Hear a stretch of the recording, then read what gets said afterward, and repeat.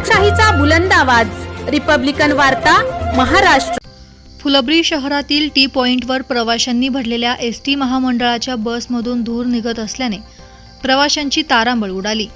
पुणे बुलढाणा बस क्रमांक MH20 GC 2836 ही छत्रपती संभाजीनगरकडून येत असताना फुलंब्रीच्या टी पॉइंटवर येताच बसच्या इंजिनमधून मोठ्या प्रमाणात धूर निघत होता।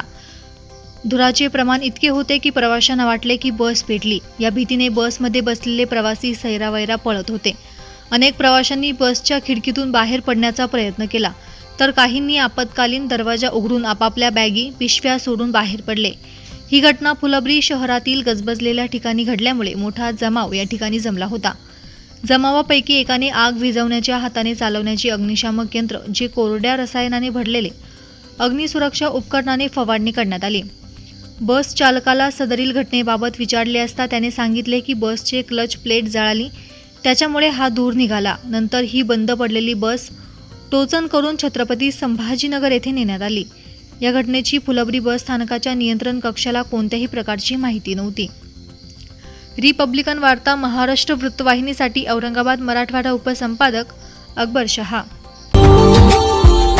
Subscribe now and press the bell icon. Never miss an update.